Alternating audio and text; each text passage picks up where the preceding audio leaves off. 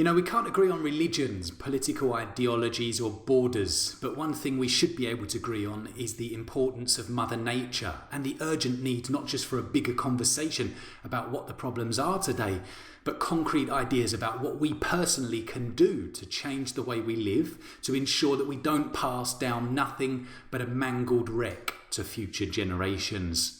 Now, learning English as a foreign language means that you have to understand and actively use a range of vocabulary and grammar in different topics.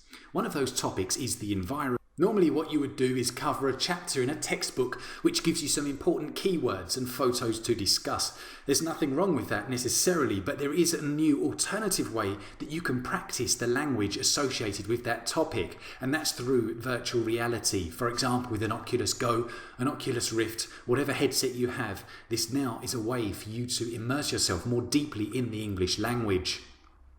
Now, how many of you have visited natural disaster zones around the world?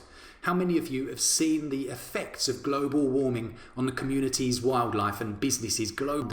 We're about to look at a piece by CNN called Iceland is Melting, where we fly over famous places in Iceland to see how climate change is affecting those places and will affect them in the future.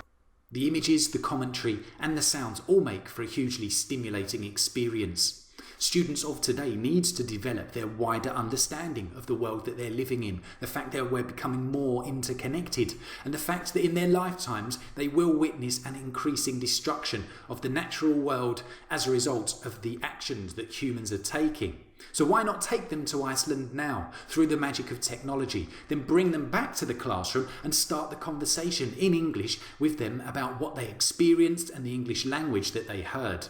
You're killing two birds with one stone here. You're building their linguistic skills, but also touching them on a deeper level, showing them the reality of one of the biggest challenges of our time. So here we go. This is Iceland is Melting.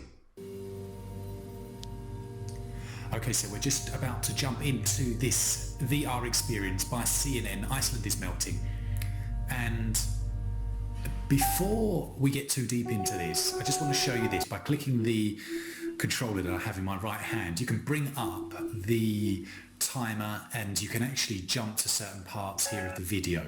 Now that's really useful if you're using this content within a classroom, because you can get people to jump to different parts and you can actually just get them to pause and just maybe listen to the first minute or so, and then you can go back and analyse the vocabulary together and then jump back into the experience. So we're going to demonstrate to you right now how you might be able to integrate this within your teaching.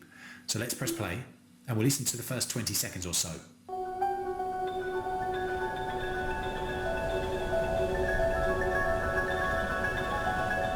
It's an otherworldly landscape, often called the land of fire and ice. So there we go. Imagine you're in a classroom. You could say to them, what did you just hear? And most of them probably, if they're kind of, B1, B2 level, etc. So intermediate, lower intermediate, they're not really going to be able to have understood that on the first listen, in my experience. So no problem. That's only a few seconds into the video. You can say to them, go back to the beginning and watch again. So we're going to do that right now.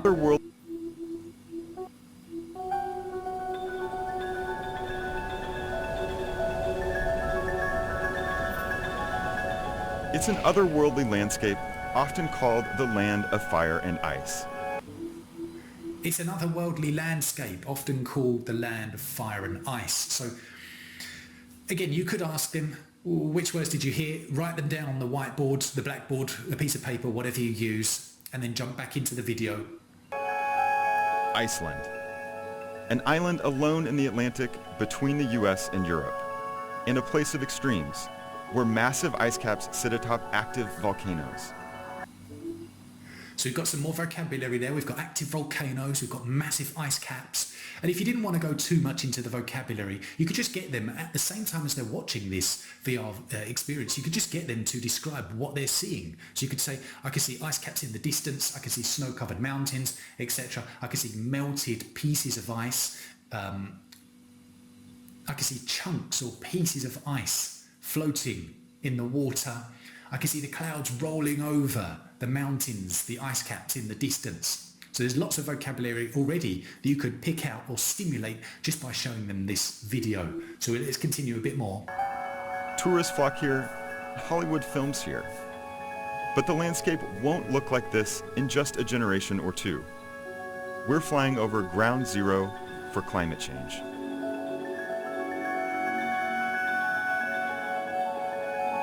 Here's the situation. Humans are burning massive amounts of fossil fuels, like coal, oil. So I'm sorry to interrupt, but again, these videos are more about me showing you how you can integrate this within your teaching or learning and not necessarily just sitting back and watching the whole content. But there's a grammar question there you could ask. You could say, which tense did you hear? So if they didn't hear it, you just jump back a few seconds. So we're at 46 seconds now. Maybe go back to 41 seconds, press play, listen to the particular Here's the tense. situation. Humans are burning massive amounts of fossil fuels, like coal. Humans are burning massive amounts of fossil fuels. Which tense is that? Student at the back, present continuous. Good. Next student. Why is that the present continuous? Excellent, because it's an action which is in progress right now. It's happening now. Good. What's the past continuous? Was burning, were burning. Good. So you can see how you can just use this language that they're hearing in the VR experience to stimulate that kind of the grammatical understanding.